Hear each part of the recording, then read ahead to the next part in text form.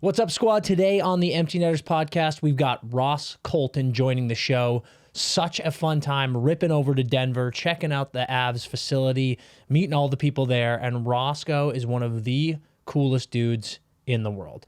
I know we say this all the time, but that's just the reality of the NHL. These guys are the best.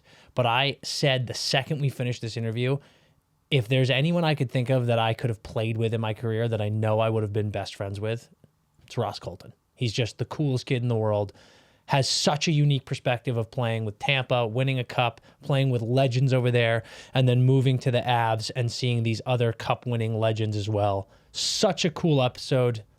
Awesome guy. Can't wait for you to enjoy it. Let's let it rip.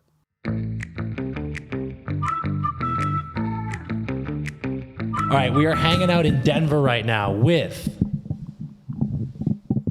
a member of the Hockey East all-rookie team with the UVM Catamounts, a USHL first-team All-Star, a Robbinsville native, the 118th overall pick in the 2016 NHL Draft, and most importantly, a Stanley Cup champion, Ross the Boss Colton. Welcome to the Empty Netters podcast. Thanks for having me, boys. I'm excited. Be honest with me. You have never been in this locker room in your life. I have not been. No, I didn't. To be honest, I didn't know this locker room existed before 5 minutes ago. So for the listeners, we are at the Avs practice facility, and we are in one of the public locker rooms. And when we were getting set up, we were like, I can't wait to get set up in the locker room, see all the boys set up, and then here we are. And the first thing I thought, I was like, there's no way Ross has been in here. Because some teams want us in like the media room. Some teams want us in the locker room because they're like, show everybody the facilities. And they're like, you guys are going to be in here? And I was like, okay. But yeah, that's surprising. I think I should have maybe put you guys in contact with him a little earlier. Yeah. But I didn't think we were going to have practice. So I think if we that's on us. I think if we didn't have practice, we would have been in that room. That's true. That's true. I think that's on us, though, to be perfectly honest. Dude, I think, too, this is extra cool for us because you were the first jersey ever to hang in our office back in LA. Yeah, that is true. Yeah, so that's pretty sick. Shout out Sam for hooking us up. Yeah. We go way back. Dude, you know what's really funny? I think we have now probably 10 signed jerseys in the office. Yeah. Literally one of them is still relevant. And we got 10 jerseys, and then last summer everyone got traded or signed with a new team, and I was like, oh fuck. Yeah, it's like a Taylor Hall Bruins, Dutchy Predators, Killer is up there. Yep. There's just so many now, and yours is obviously one of them, dude. It's funny everybody's moved on.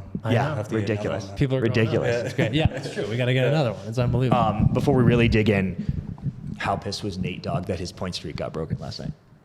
I think he was a little disappointed. I'm not going to lie. The whole bench was a little disappointed. And looking back on it, I think he should have got the assist, no? Right? Yes, dude. I'm assuming you guys have watched it 9 times as well as we all did. I was clearly an assist. Losing my shit on Twitter. That happened, and I was like, oh, thank fucking God. Yeah.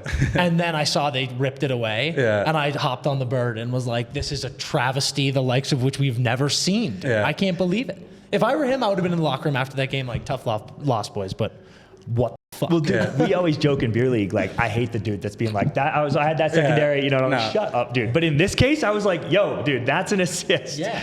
I mean, when you watch it, low to high shot. Yep. Clearly the D-man's not trying to put it in his own net, so it's unintentional off him in the net. How the amount of times, whether it goes off the goalie's pad, some guy's stick comes to you, goes in, you get the assist. But every time they're claiming that I guess he had possession of it and that's how it went in the net. I'm not buying it. Can it be appealed still, or is it's over? I think it's over. And at this point, I think they did appeal it. Because you can do that. Yeah. You'd think the league would want him to let's curl the game a little bit, say, keep the streak going. Exactly. That's what something that's untouchable. Kucherov got in there somehow. He made that. You think he's in the mix behind the scenes? Happening, 100%. You can make a phone call, dude. This might be the inside agent. Dude. It's unbelievable. He has Russian spies helping out somewhere, making sure that point doesn't get it. That's so good. Yeah.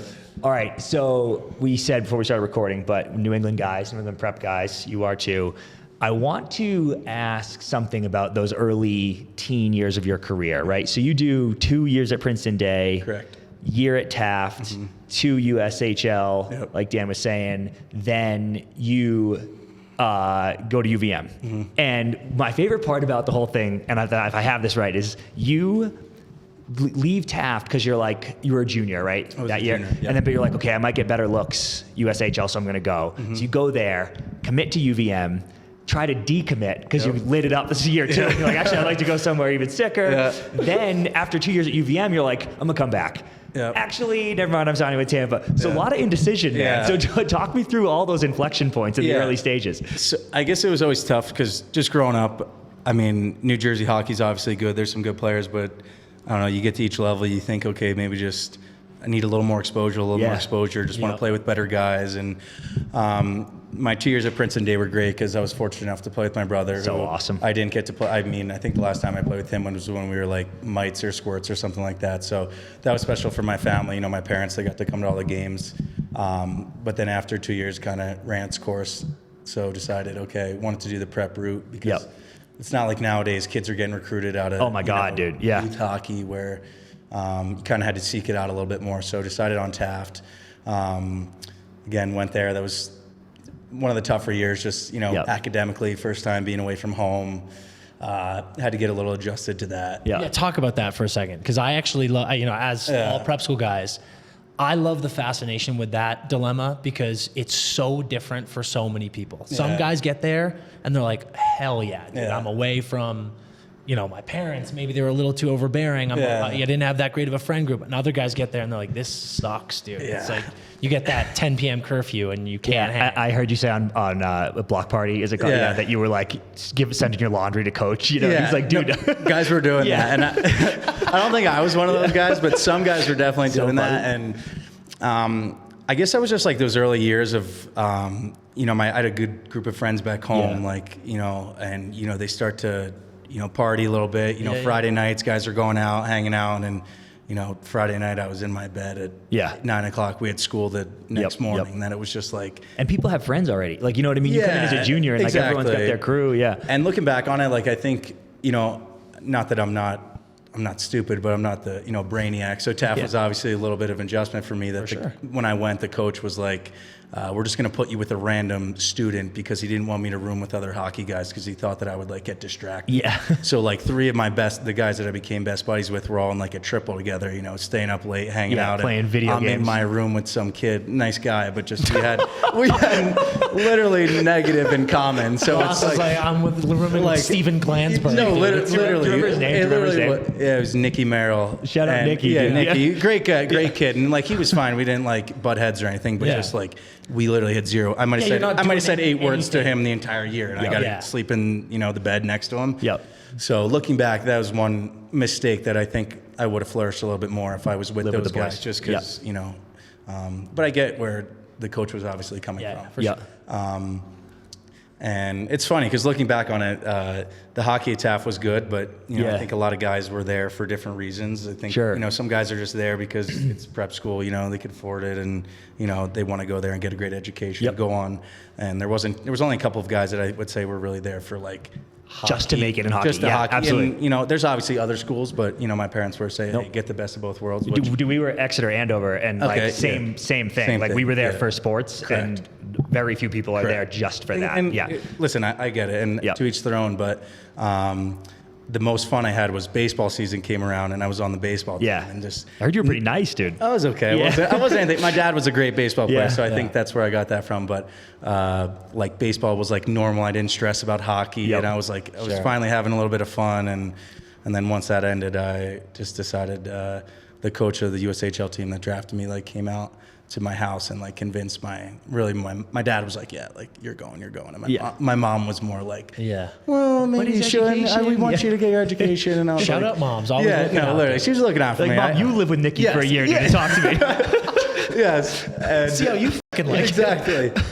And so that was a little bit of convincing on just to get her to kind of say, okay, it's all good. And when I went there, Taft, again, it's like a castle. It's beautiful. Oh my goodness. And we drove out there, and I went to Cedar Rapids, Washington. out of school. And I'm not kidding. We pulled up. She was in tears. Yep. We drove out there, first day out there, in tears. Yep. Just we haven't even gone into school yet. Yeah. Just because it was nothing wrong with it, but it was just going to this comparing. castle. You go from hundreds of year old New England prep school to just a public prestigious school. Everything the school was fine. And I think day 3 or 4, 2 chicks fighting in the hallway. And I'm literally like, where am I? Hell yeah. Like dude. that was my first real I gotta look in the mirror here. Yeah. This is gonna be a battle. Oh, that's goddamn It awesome. was a little adjustment, I would say. That's going to amazing. that. But the prep school years were awesome. I think it really teaches you how to, become a man and kind of the time management thing of, you're not you have free periods and, get your homework done during the day that you can kind of do stuff after school, which was good. Yeah. So, but you're here. We're sitting at the Avalanche practice facility when you were on the team. Everything worked out. Yeah. But when you look back on those, like, oh, I'm going to leave Taft, go to USHL. Yeah. Oh, I'm going to try to decommit, but I end up at UVM. Oh, I'm going to stay 2 years, maybe come, like all those moments. Yeah. Are you like, no regrets? Everything, I wouldn't change a thing? Or are you like, damn, I wish I had gone somewhere else. Or I wish I had stayed extra year. I would say early on, definitely no regrets. Like the leaving the PDS, the Taft to USHL, all that was perfect. The first, I would say, really big decision was I was trying to decommit. And that was just, again, I had a really strong second year. We had a really good team. I had 2 great line mates that still play today, like in the NHL and stuff. So, I don't know. I just signed my NLI a little too early. And I fell in love with Vermont when I originally. It's gorgeous. I visited the campus was awesome. I loved the lake and stuff. Yeah. And what kind of sold me was I went during, I want to say it was winter break, and it was sold out. Yeah, packed barn anyway. I'm like, there was no students there, and I'm like, so I can only imagine what this is going to be like when there's students on campus. Mm-hmm.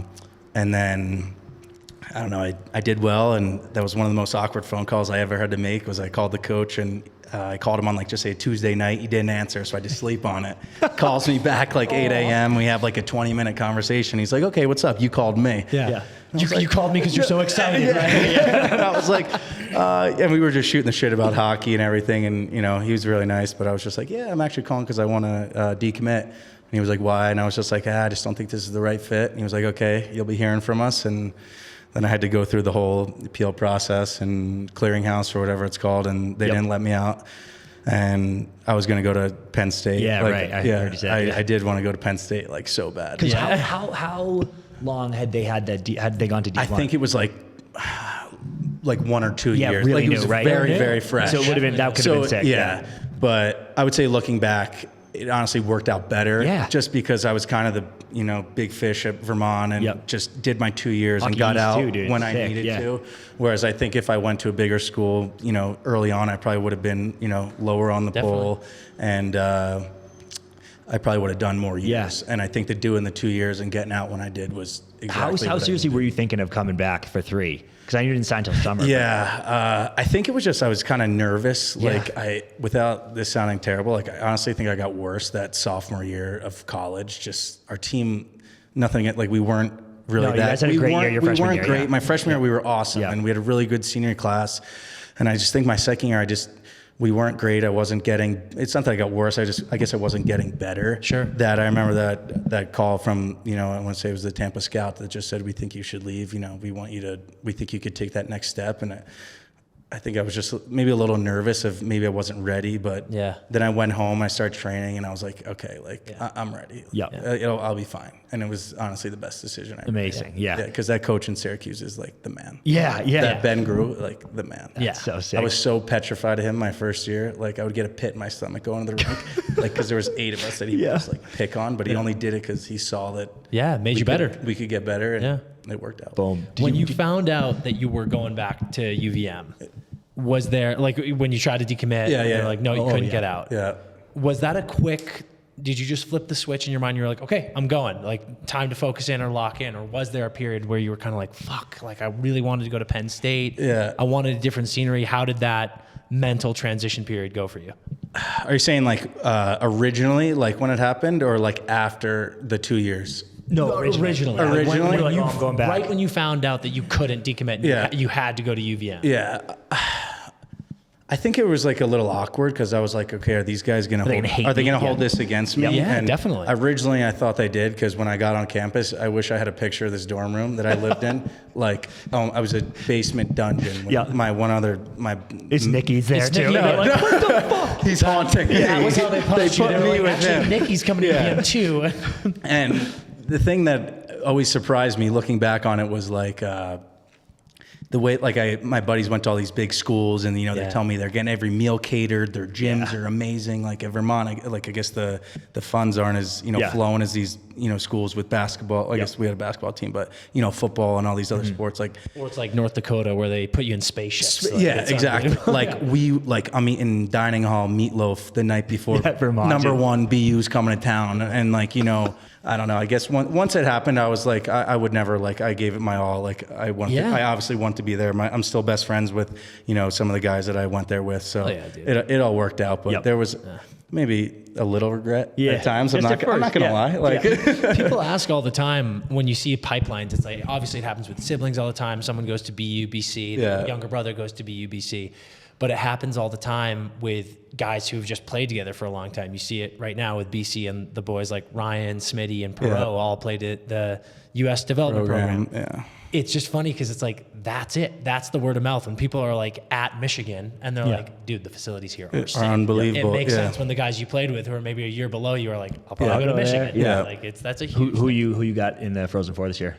You watching it all? I watched that game yesterday. I kind of wanted UMass to pull that one out. too. Not that I know I'm in Denver now, but I don't know. Just watching the game, it would have been cool to see an upset. But I haven't followed college hockey as great. I would have liked to see maybe Maine go on a run. I know they lost, but that would have been pretty cool. But I'm assuming it's going to be BU versus BC, the two. I mean, Denver's great. Yeah, BU, BC, two real powerhouses this year. He's a wagon. What about Nodak or Michigan? Are they solid? One of those two. Michigan State's got the edge on Michigan this year. Really?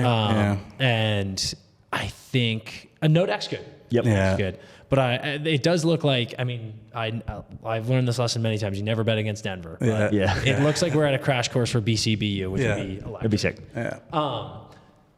I always love, talking about all these USHL, college and stuff like that.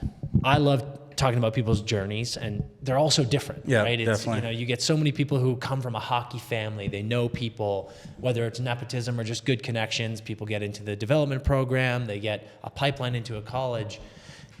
I love stories like yours because you obviously come from an athletic family. Like you mentioned, dad was a baseball player. Your mom was a great basketball player. Brother is an athlete as well. And you've definitely not had the most traditional or easiest route. It's like you went to a bunch of different schools, as you said. You were a lower pick for the USHL draft. You were a 4th round pick in the NHL, and you've just had to battle every step of the way to get to where you are. How often do you look back at the days in the driveway, ripping pucks on your dad, wearing a catcher's chest protector and a catcher's mitt with your brother, and look back at that and realize how important that was for you and why it's made you the player you are, the person you are, and how you are here today with the Stanley Cup champion ring? Yeah, no, I definitely do. And it's actually funny you say that because my parents were just here this past weekend for a little bit, and we went to dinner the other night, and we were laughing about some of the stories that went on and how I got to here. And there was one where because not that my parents were strict or anything, but they just wanted what was best for my brother and I, and they weren't big on us drinking or going out. And they were saying one where I think I was 15 or 16, and I had a game the next morning, and a girl had a Sweet 16, and they were saying they didn't let me go to my mom and to call the girl's mom on the morning of the Sweet 16 because they said they didn't want me to get home late because I had a game the next morning. And I was making fun of him, it was youth hockey. Guess what? I could have probably missed the game and I would have been fine. And let alone you guys were that strict about Meanwhile, with social suicide at school, exactly. Got murdered the next day. Showed up there way to show up, Ross. Yeah. I was the fact, I didn't know that was going on back then, but I guess everything they did was just good and, out of good heart, and they just wanted what was for the best of us. Thank God you made it, though. Yeah, dude. Exactly.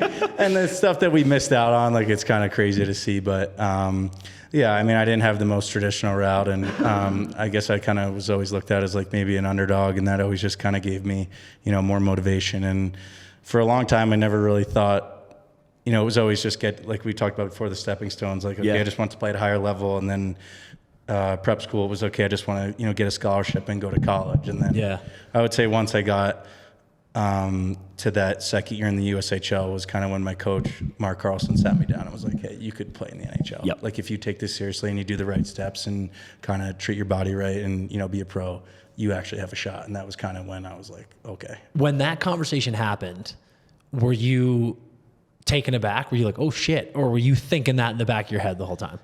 I was probably a little taken back. I think it was kind of once the season got going on that I was doing well. And that was like, because when I got drafted, it was my third year of the draft. So I was passed over for 2 years and, my buddies on the team were getting drafted the year before. And I was like, oh, that's pretty cool. Like, I'm kind of jealous. Like, Fuck like in the summers, like I'm working hard, but it still never like clicked. I never spoke to an NHL scout until that second year in the USHL.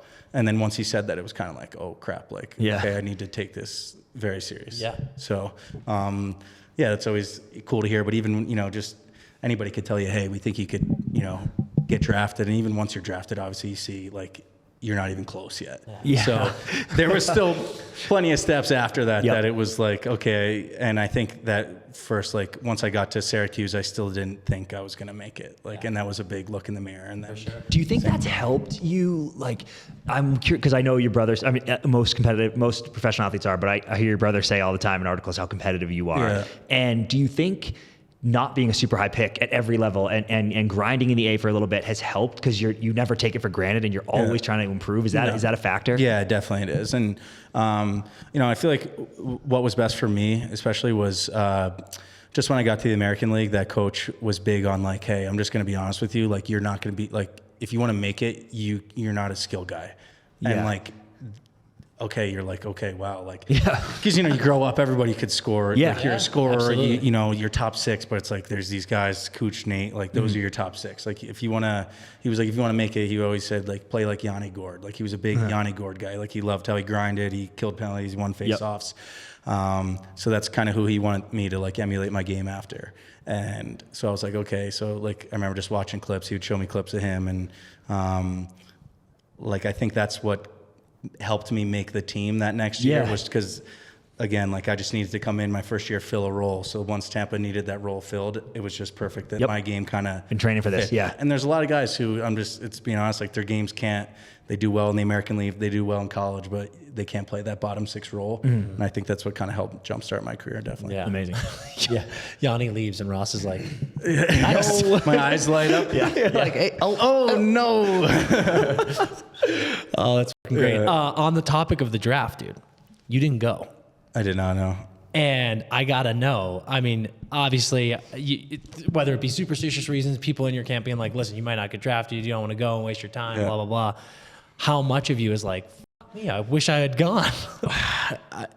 Well, now I definitely wish I would have went, like now that we're sitting here talking about it. But like even that day, I didn't even know if I was going to get drafted or not. Yeah. Which like, I don't know. I don't like fourth round's like not the seventh round. Yeah, dude. Like I would have loved to be there if I knew I was going to get picked that high. And also, I need people like getting drafted in the fourth round is so high. Didn't you say you're in the 0.002% of hockey players on earth, and you're going in the fourth round? Didn't you say your parents were like doing yard work? Yeah, it was funny. Walk us through that day, because I genuinely love these stories. Obviously, if you're sitting there in the front row and you're like, I'm going to be a top 5 pick, it's way different.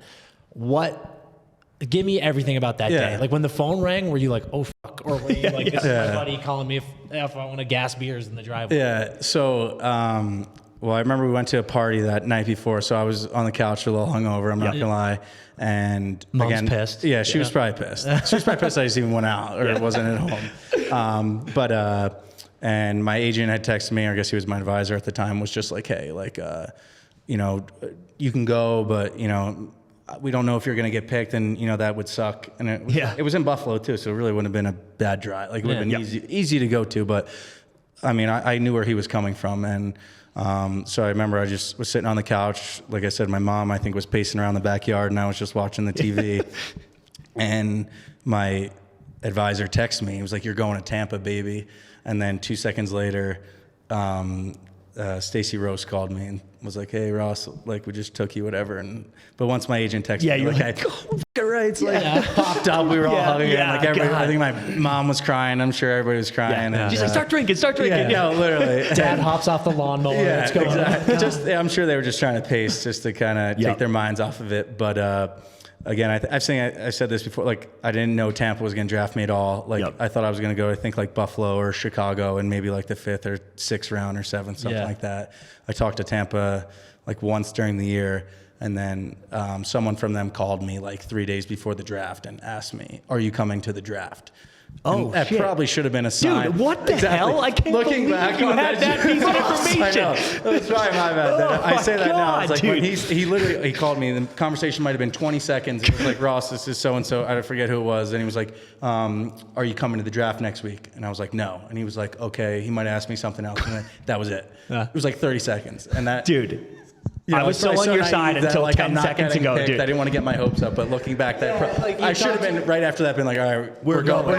But it's like, he had the conversation with the advisor right before, and then he gets that call, and he's like, "Fuck you, douchebag." Yeah. No, I'm not going. I'm not They're trying to publicly humiliate me. They hate me. Yes, exactly. Dude, I feel like you would have, because you have some nice fits coming into games. I feel like you would have fucking dapped it up for the draft. I don't know. Back then, probably not. Maybe not back then. Back then, I didn't have any style. I was back. That was just wearing like would have been like the old Lululemon Taft pants. blazer or something. Yeah. Unbelievable. Yeah, right. Well, anyway, your rookie year, you hit some epic milestones when you get to the big club. Mm-hmm. It's like, I think you're the 9th Lightning player in history to score on their debut. Only you and Cooch have a game winner in their debut. Pretty sick. And then fast forward to the summer, game 5, baby. Yeah. I think it's 7th rookie ever to score a cup clinching goal. And 5 of them are like 1918, like 2nd rookie ever, modern era. So just tell us a little bit about, the whirlwind that was that season. I'm sure blacking out in that moment. Your wake up after the cup party with your brother. And please tell me what the hell Cooch got up to after that press conference. So just give us a crash course on that. So I guess it started with like that summer. I really thought, because they won obviously, and then that was COVID. So it was like 10 months of training. And I actually really, I took that really serious. It was just me and my brother at home. Like he was training with me, and then obviously I was back and forth from the gym every day, and skating 5-6 times a week. So I really wanted to use that time to like my advantage. And I remember going to camp, and I thought I had like a really, really good camp. Like we had a couple scrimmages. I think I had a couple goals. Yep. Me and this other guy were like battling for a spot. I remember I like dropped him in one of the inter squad games, which was probably like, I probably shouldn't have done that, but like I was like, I don't really care. Yep. And we went for my exit meeting or whatever, and I'm like, okay, like walking into him, like he's gonna tell me I'm making this team. Like there's no way I didn't deserve a spot. Yep. And he's like pumping me up, and I'm wearing a mask, and behind the mask I'm like, okay, he's pumping me up too much. Like here comes the but, and then he's like, but we're gonna send you down. And just remember, like that was one of the first times I probably cried. For like not like something family related. Sure. I was just so emotional. I was like, it was such a long, like being home, stuck at home, like, and I felt like I just did everything I could. I thought I deserved it, but I was like, all right, screw it, got to go to Syracuse again. But was fortunate enough, I was there for like 3 weeks and kind of went down there with the right mindset of same thing, like let's just try and get better. Got called up, me and another guy, and we couldn't fly commercial because of COVID, so they PJ'd us down there, which was like pretty sick. First time on a PJ, and like I remember it was like a 3-seater, like we could see the cockpit. It was like a snowstorm. I was like, my hands were sweating the whole time because like the turbulence was so bad, and like you see everything, like you're dropping, and so that was pretty. PJ sucked. Dude. This is miserable. Literally, I was like, I'll just take the Delta flight down there. But look, it was pretty cool just for your first game to get PJ down there. And then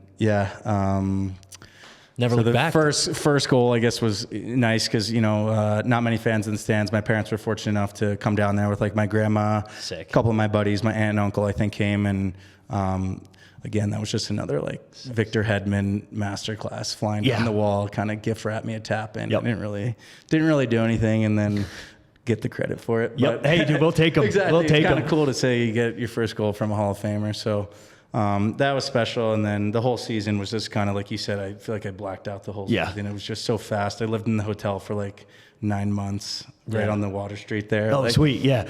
I remember the GM was like, yeah, Ross, this was like towards the end of the season. He's like, so where are you living now? And I was like, I'm still in the hotel. Still in the hotel. Like, you guys haven't given me like a letter. Yeah. Like, I don't even think they knew I was there at that point. Yeah. Which was kind of funny, but I loved it because it was right on the water. Like, it's perfect. I had to DoorDash way too much. Yeah. But like looking back on it, had a lot of Chipotle. Yeah.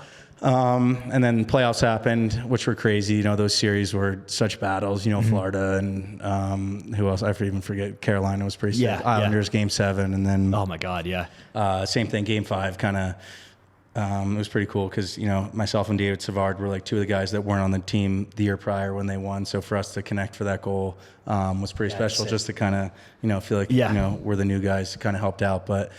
Even before the game ended, like even before it was for sure the winner, were you like, oh my God, oh my God, oh my God? Like after you scored, I feel like our shift was like 5 seconds before that, and I scored, and then I remember I was like, all right, I'm getting off the ice. Yeah. Like my heart was like, I couldn't can't breathe. describe like my heart beating out of my chest like that. There's that moment. It just all happened. So I wish you could like obviously slow it down and like Sure. but that was probably like obviously top 5 moments of my life / career. I 5, would say. dude. Yeah, I mean, I don't know, getting drafted, stuff like winning, and then being able to score that goal, and then this sounds terrible, but like after we scored, like looking back on it, I feel like I was probably like, all right, no one else score. Like, totally. Let's win 1-0. Let's lock this down. Like that sounds terrible to say, but like No, dude. it's kind of cool to just be able to say I scored that goal, and the parade was. Yeah.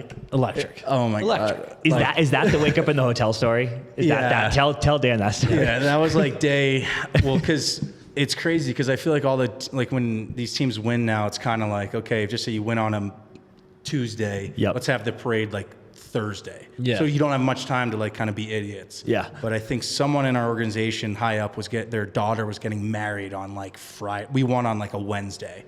So the parade wasn't until I think that Monday.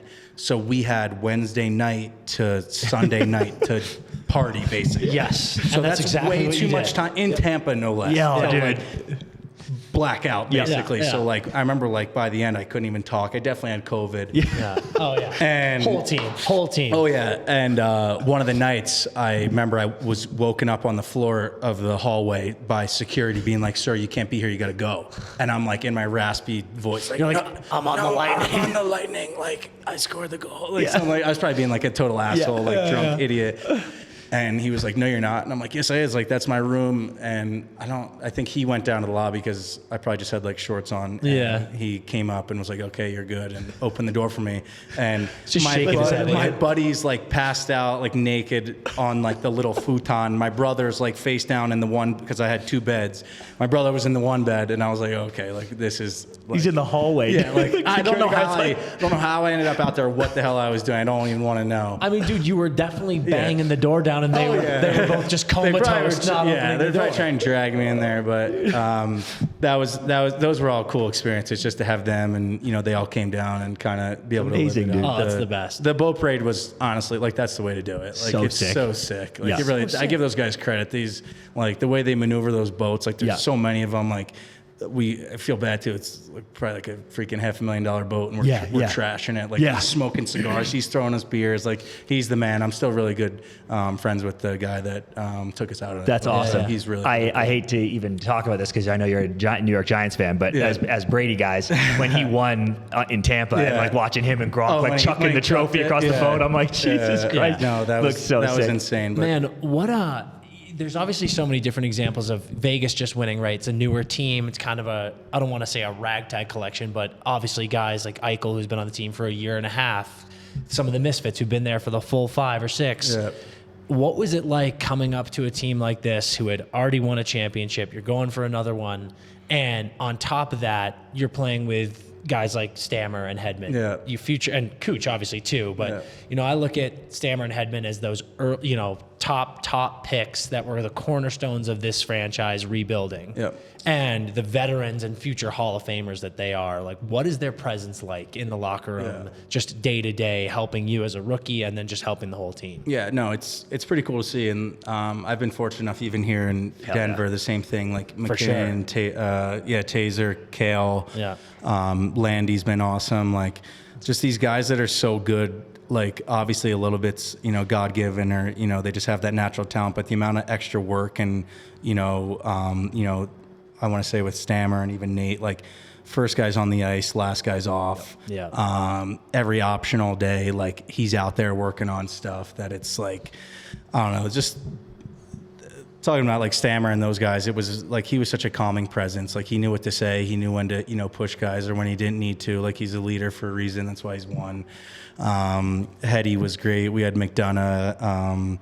But the one guy that I always like to give credit to is Pat Maroon. He was like great for me. Awesome. Just because when I came up, he was on my line, and we played together basically for my 2 years that I was there. And I remember he was just, obviously he'd won two or three in a row, but two before that. Yeah. So he like just when I got there, like I was like starstruck, like the big rig, like, Yeah. And then he's like the most down to earth, like, normal beauty like ever. And he would always just be like, hey, just play your game. Like I don't give a shit like what you do. Like I'll never get mad at you. I'll never yell at you. Like just play your game. And just that goes such a long like being a means a ton, like, dude. Hearing that from him, just to be like, hey, play your game. I'm never gonna get mad at you. Like that's like. It's not like you play with a guy that's like, you make one mistake. What are you doing? Like he was just very calming. Like. And he was a guy that I remember when I first came in, I felt like I had to play a little physical, and he kind of gives you that extra kind of bit of confidence that, you can go out there, you could hit somebody, and you got Patty. Right by your side. That'll stick up. Amazing. So, and real quick, how was it super emotional to be able to go just bring the cup home to Robbinsville? I know they made it Ross Colton Day. Yeah. No, that was pretty special, and this is actually funny because. My phone broke during the parade because the first 6 hours of the parade were awesome, and then we went to do like the big I don't know what they were gonna do. I guess they were gonna have like speeches, and they had this whole thing set up, and it literally like a monsoon happened. So I had my phone in my pocket. And we were all out there like just hugging the fans, like mingling with them, like just being idiots. And when I got back, my phone was just completely waterlogged. It was just if I jumped in the river or whatever. So I couldn't plan anything. And the next day, we went in for, I think, to take pictures with the cup or something like that. And our PR guy was like, okay, you're getting the cup Friday. Yeah, you got so first, this would right? have been Tuesday. Yeah. So he was like, you're getting the cup Friday. And I'm thinking, okay, I got a week and a half. And he was like, no.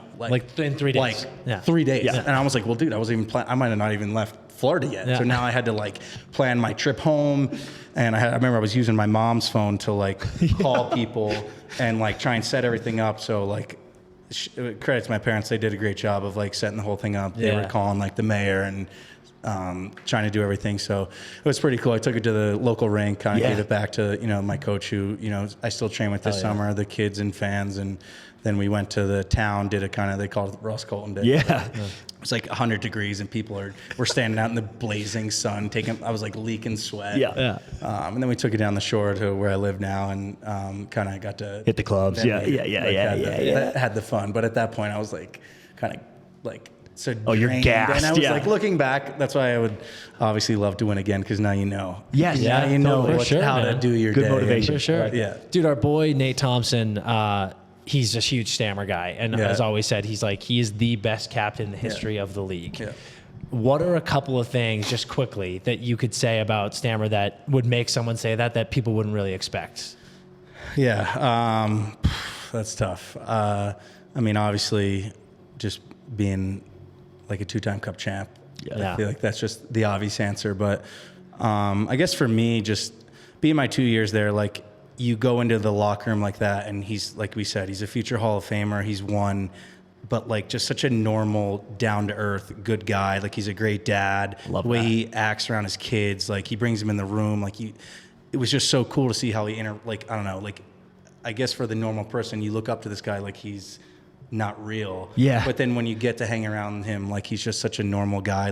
He walks in. I'm one of the first guys shook my hand. You need anything? let me take you to dinner, stuff like that. That's so cool. It's What a beauty. oh my God. That was the one thing. Even Hedman, same thing. McDonough. Yeah. Those guys. Again, they're all world, but they're just such they're class acts. I think that's the best word to put it. Perfect answer. Yeah. It's a perfect answer. Going from Tampa, obviously, I mean, we've been talking about this whole time. Huge Tampa guys. Such a fun place, such a great place to have your intro to the NHL. And it's interesting, you're in a situation where you leave that city and that team, and there'd naturally be so many feelings of going, shit, this is an amazing place to live, amazing place to play, what a good team. and then you come here. Yeah. And it's like another unbelievable city, great place to play with equally iconic players, leaders, and just a very similar atmosphere. I think you have one of the most unique trade / new team situations I've ever seen. How has that transition been of, going from Tampa, all those guys, now to being here in Colorado with guys like Nate Dogg, like Landy, like Kale and Moose and all of these guys who are just legends. And then also there's still that sort of culture of winning and excellence here. How's that been? No, it's been awesome. It's pretty crazy. Obviously, we played these guys in the finals. There was I feel like a little bad blood there. I have like 2 career fights. They're both against OC. They're both against OC. And I love too that OC played with one of my good buddies from Vermont, and he texted me and he was like, I know you guys fought twice, but watch, you guys will be like best buddies when you get there. And he's been one of my best friends on the team. Yeah. So that was pretty cool. And the whole trade was just kind of leading up to it. I kind of didn't know if I was going to get. I kind of knew I was. I just didn't know where. So then once it happened and found out I was here, I was super stoked, obviously. And you and OC linking up on goals is always fun. It is the best. Like every time you see the clip, someone it's sent us nice. like a mashup of like, it was like me and him fighting, and then they panned to like him scoring and like us like jumping into each other's arms. Yeah. It's so cool. So cool to see. And he's the best guy. He really is. I've been fortunate basically. Obviously Tampa was great, but the city's awesome. The fans are amazing. Yeah. Love the city, love going up to the mountains and stuff. And I've just, like I said, fortunate that the culture here is kind of the same, that we're here to win. Yeah. And again, I don't know, I'm sure every team's like that, but the guys in that room hold us to a certain standard that some stuff's unacceptable. And I kind of like that. And I'm not being biased, but I mean, Nate is he's the best in the world. Yeah, by God. a lot. And he is so intense. He is. It's funny. No, he's the man. Like, I love it. But like, nobody's better than him. Like he's so the sick. argument of like, I mean, I don't see McDavid enough, but like, just Nate is. Oh, dude, it's unbelievable what he does out there. It must be crazy to see it up close in person, where you're like, dude, how are you doing this it's stuff? Insane. And I laugh thinking about what we just talked about, going from leaders like Stammer and Hedman to then Landy and Nate, and like. Everything we've heard is that Stammer is like, he's just this calm, cool, collected guy, and Nate is so intense in the best ways. Yeah. So that must have been a fun. Yeah, it's definitely different. It's cool to see, like you said, Stammer was calm, kind of led by example. Same thing with Hetty. Like, they didn't have to say much, but when they did say stuff, it definitely went a long way. Definitely. And Nate is, like you said, he's very intense, and when he does like raise his voice or he says something, it's not out of. It may come across as he's angry, but it's just that he wants to win so bad that it's like, all right, so like cool. I'm ready to run through a wall type of thing. Yeah. So it's like, it's cool now that I've been in both scenarios to see, I guess that's guys lead in different ways. So it's just a matter of the situation you're in. And I haven't been around Landy enough to, kind of comment on him. Just, obviously he's been hurt, but when he's around the room, guys kind of, lift up a little bit and listen when he does say stuff. So it's been nice to have him back around the team these last couple months, and excited for him. I'm not sure when he's coming back, but I mean, he's a great player. He's a champion as well. So I want him back. I'm excited to get on the ice with him. Have you been enjoying the city at all? I know we were talking earlier too, but Tampa, you're out walking Bayshore and sitting on the balcony. But you moved to the sunniest city in the world. I was gonna say, I didn't. That was the one thing I didn't know, was that they said Colorado gets the most sun out of any state. Yeah, I did not know that. And I've been up to that Red Rocks. I haven't seen a concert yet, but I've kind of walked around there a couple times, and it's just different. Tampa, you're sitting by the pool, you're golfing. Here, it's kind of you have to find other things to do, I guess. But the weather's been crazy. It's 10 degrees, snowing one day, and then 2 days later it's 65 and sunny. So, it's like hot as shit today. Yeah, it is. Yeah, it's crazy. You got to get your concert there though. So you're a country guy, right? I enjoy country. Yeah. Who do you like? I feel like this is just. Do it, Morgan Wallen. Morgan Wallen, Luke Combs, Zach Ryan, like those kind of guys. Mainstream's good for a reason. Okay. Dude, I went to a Mumford & Sons concert. Go to Red Rocks immediately. I've been dying to go. It was like one of their finale songs. It started like lightly drizzling. I thought I was ascending to an ancestral plane after. I was like, holy It's fucking crazy. I want to talk the contract extension you got, right? Yeah. So you actually just touched on it, but you had said leaving Tampa or doing the exit interview. Yeah. You were kind of like, cap is what. I mean, they loved you there, which they really did, but it was like, oh man, cap is what it is. Yeah. You might be moved. So you, like Dan just said, you get traded here. That's exciting. And they get on the phone. I think it was right around draft time, right? Yeah. So they were swamped. Like, we're going to revisit this, and then boom, you get the 4x4, which you were a raise you were long overdue for. When that comes through. Obviously, you're here to win cups, to play hockey, whatever. But that's part of the game, right? You know. So how validating is that when you're like, boom, dude, I have a little security here, a little window, a little term, some money that I want. How does that feel when that comes through? No, it was awesome. It really was. It was definitely that time period of like once I got traded. Like I think I almost want to say my family thought like you're gonna get traded, and then the next day like boom, you're extended, and it's like okay, well, like let's take a step back here. So like, I mean that I want to say when I got traded, it was like a month or so before I signed. So it was like that month was like stressful. A lot of phone calls. My agent came to my house a couple of times and like just having to like calm everyone down. I'm like, okay, we're gonna get this done. It's just let's relax. And then obviously going back and forth, you got to meet. For like, I think originally I wanted like more term. Yeah. And they were like, okay, no. And then it's like, do you take less money for more term, or do you take, vice versa? So it's like, you didn't know what to do. So I think where we met, it was fair for both sides. And like you said, it's kind of just a relief of my hard work is, paid off, and, credit to my family who, were there for me since day one, and kind of wouldn't have been where I am today without them. And definitely, like absolutely feel validated. Does it give you? Because I mean, you're I want to say 3 points away from a career high. You're already career high assist. You're having an awesome year.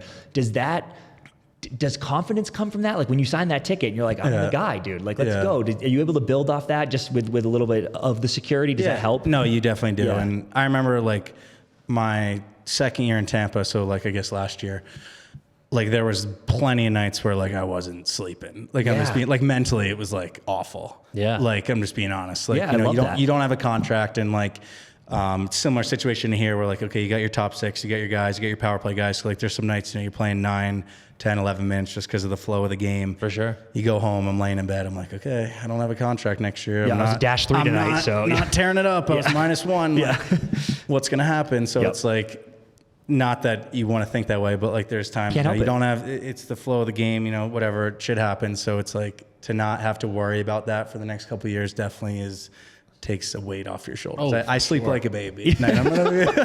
Even in this elevation, dude. Okay. Wow. Yeah. At the beginning, I did. I would lose my breath a little bit. Just catching up on sleep. Correct, exactly. But it's nice, and obviously you feel bad for guys who those contract years are not. Oh yeah. That's why it's always nice to get extended before. No, and it's also great. I mean, like.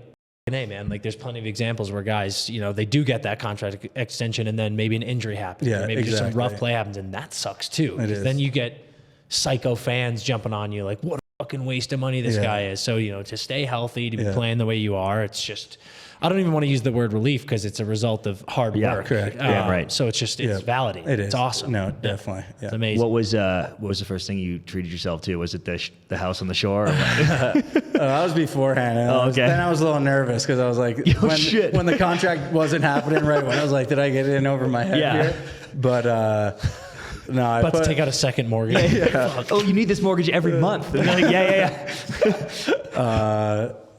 I bought like a sauna and then a cold tub. Oh, dude. For my, I want that. A man of my own heart, dude. Let's go. I'm big on. I love the sauna. No, it's I want it so bad. Such a good investment. I just feel like at times like it's bad because, I mean, like all my buddies live in like New York City. My brother has a job. He doesn't live down the shore. So like at times I am kind of. This sounds horrible. Like I'm alone down there. But I'm at the shore, so it's okay. Like I get bored that I'm like, okay, what do I do? I'll just go in the sauna again for like the third time today. But it's like I'm just depleting my body of water. It like probably isn't healthy. Like sauna's good, but probably to an extent. So you gotta take a piss. Keep it orange. It's brown. Like, all right, I might need to go see a doctor here. Oh man, I would do the same thing. So this year's been insane with right now like the playoff race in the East is mental, and it's been funny looking at everyone's predictions of all the divisions and shit. And now, man, like the Central is a bloodbath. Crazy. crazy, And bro. it's been wild coming down the wire here with, you guys, Dallas, Winnipeg, all just buzzing. And now Nashville is firing up the ranks. So, I'm curious to hear what's the dialogue in the locker room. Like, are you guys going into games looking at I know you're always like taking a peek, but is it a conversation topic, or are you guys just every game's a new day, focus on the 60 minutes ahead of you, and we'll see what's up after? Yeah, I think it's a little bit of both. I think you'd be lying if you said, guys don't look at the standings, and it's kind of, I feel like the West, like you said, is a gauntlet of playing Vegas as the 1 seed, and they're the 2 wild. Yeah, right. What a nightmare. Literally insane. Yeah. Like, because obviously they could. There's every team in the West could win it. Not that you can in the East, but it's been crazy. And so I think for us, it's just accumulate as many points as we can. So I mean, we try and just next guy up, kind of who we playing. Let's try and get 2 points out tonight, and then let's go from there. But I don't think there's a right answer for who you want to play in that first round matchup. I mean, like you said, Nashville's been red hot. Vegas, Edmonton's really good. LA, and then for us in that division, Dallas is lights out, and Winnipeg's been awesome too. So I think for us, it's let's just get in that rhythm and play in the right way, so that when playoffs do come, no matter who we're playing, we're hitting that stride, going the right direction. For sure, Trying to be playing your best hockey. And I don't want to bring up Tom Brady again, but but something I love about you being on this team, I love, like we talked about earlier, I fucking love how intense Nate is and how competitive he is, how much he wants to win. Because, I mean, obviously I'm a plug, but like, I love winning. And I don't think there's anything wrong with that. And I think it's awesome when you hear about guys like, Brady and people who have won a lot and want it more. Because I think it's an interesting dynamic with, there are teams who have never had it, right? Teams who have never won a Stanley Cup, who are desperate to get there first. And that desperation is super strong and very intense. But on the same note, you're coming from a team that won a lot, and now you're on a team that just won recently. Yeah. And you're with a lot of guys who know what that tastes like. And I feel like that desire is just as strong, if not more, because you're like, we've done it before and I want it again. Yeah. How much, especially coming into playoffs now, are you guys starting to feel that playoff itch of like, we all know what it feels like, win at all costs, let's get it again? No, definitely. You said it perfectly. With once you win, like, you don't know that feeling of win, like, till you've had it, and it's like you want that all the time. Like, it's not like, okay, we won, let's take a step back. Like, I don't think there's a guy in the league that has won that thinks that way, because there's no, like, that, like we were talking about the day with the cup, like, you can't, nothing in life will come close to that. So it's like, you get that itch. Obviously, I think what I've noticed with this team, same with Tampa, it starts in like training camp. Like, you get the vibe of like, you bring in new guys. Like, we have our start of the year meeting, and the coach is talking. He's talking about all the accolades of different guys, and it's like, we're building a Stanley Cup champion team from day one. And I'm not saying all teams don't think like that, but like looking around the room, and you see what you have, and like there's just a different energy and a different vibe of like, and you said with Nate being intense, like every game matters. Game one to game whatever, I don't know what game we are now, but like, and I think right now guys there's obviously those dog days of like, I want to say game 40 to 60, 30 to 50 something, where it's like, let's get the playoffs, like, because it's a grind, and you don't have many days off, so it's like games. Right now it's more like we just want that itch of like I said before, let's hit our stride, go in the right way, and come playoffs, I think guys turn into, it's a different animal, playoffs, obviously. So guys play a different way, and the intensity obviously ramps up and more physical and stuff. So I think we did a good job at the deadline of, we added some guys with some toughness who could obviously score and play the right way, and I think we're gonna hopefully go on a nice little run. God, and I'm sure got 10 fingers for a reason. I love that, and it's going to ramp even more for playoffs. But you're already feeling it now, I'm sure, right? Like it's got that vibe already. And especially, I think we play Nashville tomorrow, playoff team. Yeah, right. Just played the Rangers. We play Edmonton 2 more times. I know Minnesota's still battling. I don't know who else, but like, you'd almost prefer that, eh? Winnipeg, like just, Vegas. I think like our whole rest of the schedule is those West playoff teams. So it'll honestly be a good test for us to see how we measure up to those teams, see what we need to do, and kind of lock some things up before we hit that. Yeah, it's a good runway. Absolutely. We've said it a million times, but there's tons of legends on this team, right, that you get to play with, and that you played with before, Cooch and Stammer, everybody. And, dude, Moose is huge, by the way. He is. Jesus Christ, he's massive. It's so funny because like we're stat obsessed and all that shit, and you watch games all the time, but every now and then you just, when you meet someone or you're in front of him, you're like, Jesus Christ, he's fucking huge. I wouldn't have never guessed he was as big as he is. I literally didn't recognize Nate watching this for a second because he looked so much smaller compared to Moose. I was like, that can't be Nate, because in my mind, Nate's the biggest dude I've ever seen in my life. Moose is huge. Yeah, he is big. Yeah, but and so not to put you on the spot, but do you have any funny Nate stories for the listeners? Anything that they'd be like, no way, dude. Can be on the road, can be here, whatever, but anything like that? Oh, that's tough. Because there's so many. Yeah, there is. Yeah, none of it is tough because none of it can tell. I love that. I just love thinking about like what are the weird things that he's a stickler about. Yeah, because there's got to be a few. He's big on like the food part of it. Yeah, so like he's very clean eating, and I don't know if it's him or whoever controls it, but like I have noticed our like meals are very different than from what they were like in Tampa. Yeah. Like this is probably management. This probably isn't Nate, but like when we were in Tampa, like after the games, you know, you get on the plane, we'd have a little snack cart. There's like Sour Patch Kids, chocolate covered pretzels. Like Doritos, and here it's like chickpea, like Cheez-Its and like granola and like fruit snacks. Like no like chocolate or anything. Oh, that's Nate, dude. I got news for you. That's not Nate. There's times where it's like, all right, like let me have a cookie or something. Like, you know, we just want. We got an 8-hour ride home. Like let me get a cookie or something sweet, but none of that. So again, I don't know if that's him or that is one thing I have noticed.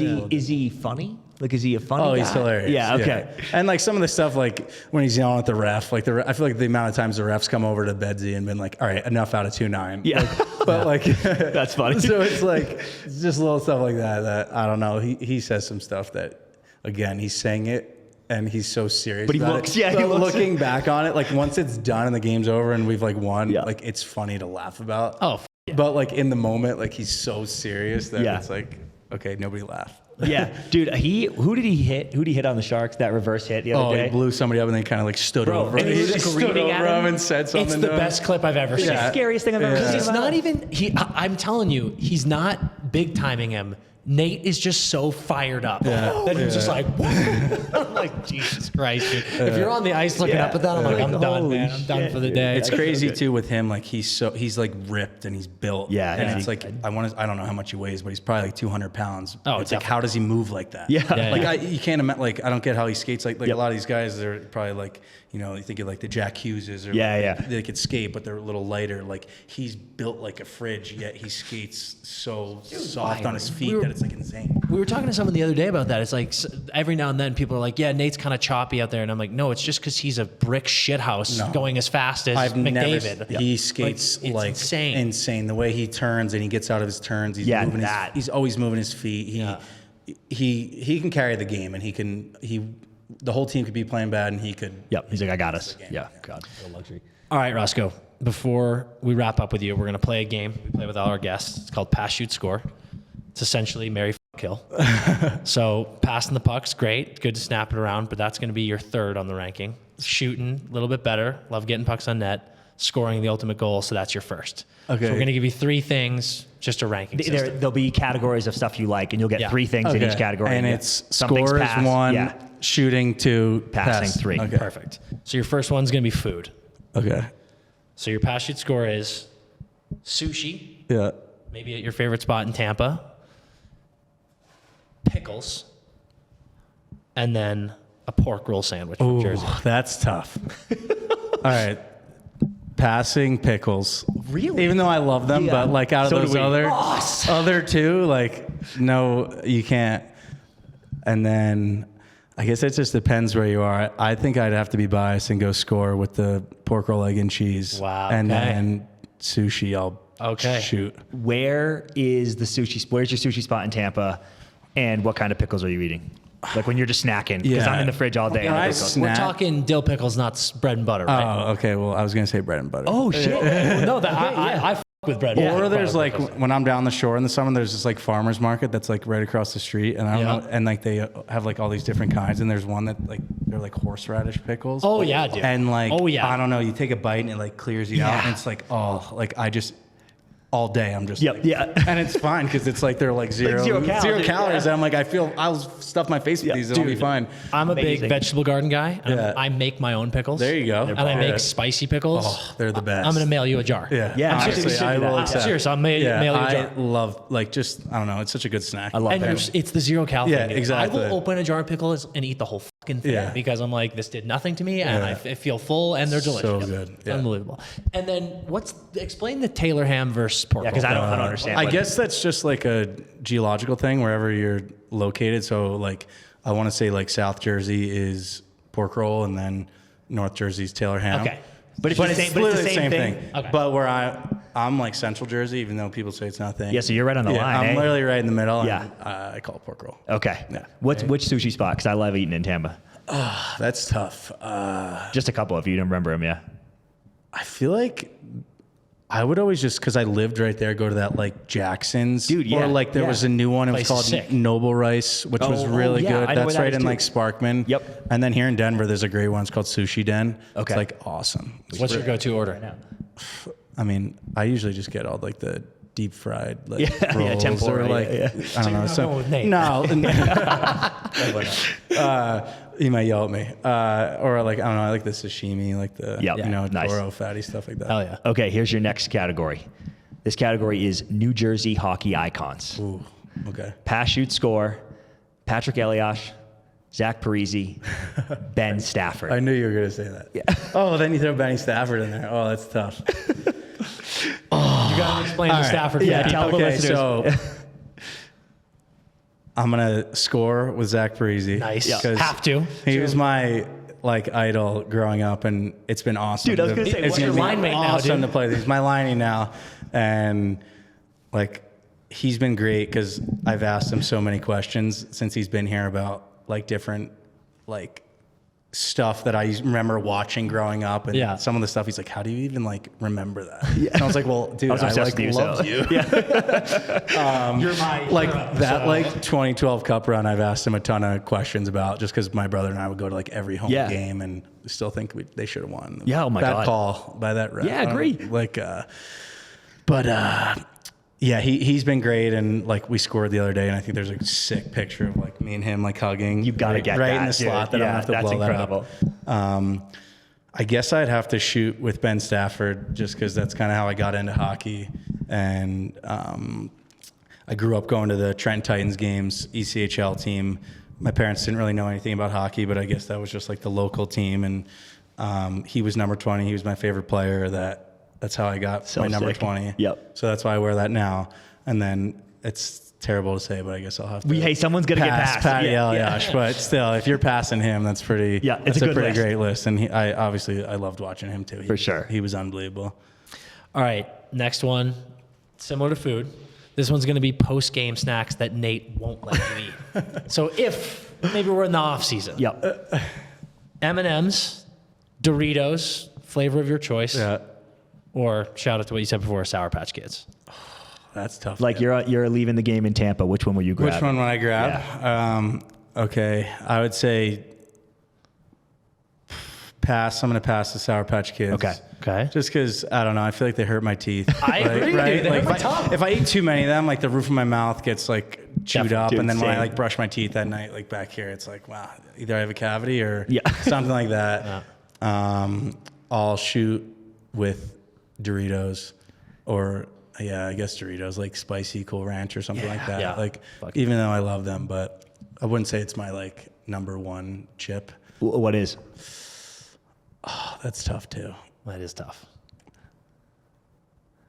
I like love, this might be weird, but like we go to like Trader Joe's a lot and it's like those spicy like Taki type of things. Oh, yeah. Not Takis, but it's like a right, different yeah. flavor of those. Like I love those.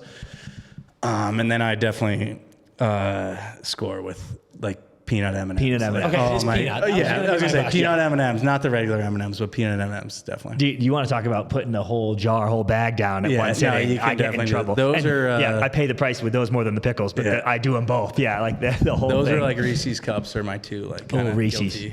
guilty snacks. Do you have you grown to like anything that's available post game here? Like are you a crunchy chickpea guy now? we have like it's like the Pop Smart like white cheddar popcorn. Oh, it's like nice. so good. Like, Yep. so those, and then we have like a bunch of like Welch's, like fruit snacks are my two go-tos. Yeah. So it's really not, it's not. White it's not cheddar bad. feels like cheating. That's It nice. is, Yeah. It is, yeah. Okay, last one. All right. This category is called Summer Day. Like, Pass, shoot, score. Bringing a cooler down to the beach on the shore with the family.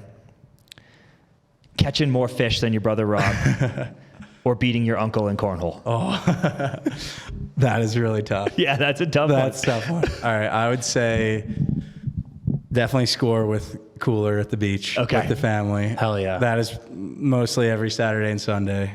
I'll go with shoot with beating my uncle in cornhole just because he's like weirdly way too intense.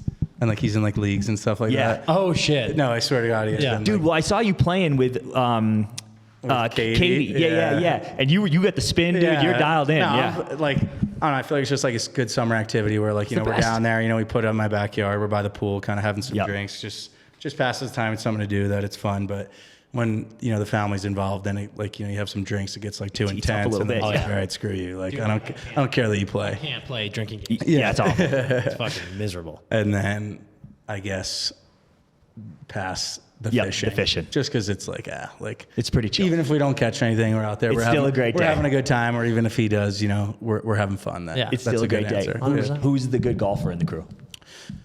On the team, or With your brother, your brother, your dad? Yeah. Like my dad doesn't play at all, so like two of my buddies are actually really good. Okay. But again, it's hard just because one lives. I guess they both live in New York City, and then my brother's kind of far away. Yep. So we can't really get out unless it's like on the weekends or stuff like that. But here, like Nate's pretty good actually too. Yeah. Did you ever play with Killer in Tampa? Yeah, I did. He's a bit of a he's really stick. good. Those Yeah. courses in Tampa were awesome. And then my really good buddy on the team now, Miles Wood, is like he's a stick. Oh, yeah, he's I heard like that. He's not, he did one of those sandbaggers, I guess. Yeah. I guess Oh, Nate yeah. did too. But like him and Colin White did one with Biz and them. And yeah, Woody's like he's nasty. I've heard Woody is. How's your game? It's okay. Yeah. I'm probably like a plus 10 or something like that. Oh, all right, I'm not, dude. I'm not good, but I'm not terrible. You're not a liability. No. That's all that matters. So when we went out to LA this year, we played like Bel Air, which was sick. Oh, and then we played Pebble like 2 days later. Oh, Did you best. get good weather there? Oh yeah. Oh, yeah. dude. Except it kind of, I guess we were just fortunate enough to like get out there, but our tee times were like 7:20. Like, so like Yeah. we had to bus from the hotel in San Jose at like, I think we left at like 5. Yeah, come And then on. like we got there like cold turkey. All right, hit the tee. And I was like, all right, can I like hit the range for like Yeah. just 1 or 2? Yeah. And like I think we were the first groups out, and like they were like, your pace of play is too slow. I was like, it's like our teammates behind us, and Yeah, like yeah. and like they're not up our ass. That like I only get to play Pebble once in a while. Like, Yeah. relax, lady. Yeah. Like Yeah. I'm gonna Those are my take my buddies. time. I'm like, I got no rush. range time. Let me so- line up this putt for like just 10 seconds. I'm gonna miss it anyway, but like let me just like enjoy this Yeah. for a Oh, minute. it's amazing. Yeah. That's so good. Oh, all right, Roscoe, this has been a blast. Yeah. We've taken up enough of your time. Thank you so much for coming on. Before we let you go, is there anything you want to shout out? Anything you want to plug? I don't know what do people normally say. I don't know. Sometimes people got like little side A little businesses side- going on. I don't Yeah. know if I have any side hustles. Just- Okay. Say hi to mom. Yeah. Hi, mom and dad. Yeah. There you go. Sorry for Yeah. all the drinking. Yeah. Shout out the sauna and cold plunge. Yeah. Hey, There you nice. go. Yeah, I'm gonna there get we that go. info. That's Yeah. good All stuff. right, dude. This has been a No, blast. you guys Can't are wait to have you awesome. on again. Yeah. Thank you. Awesome.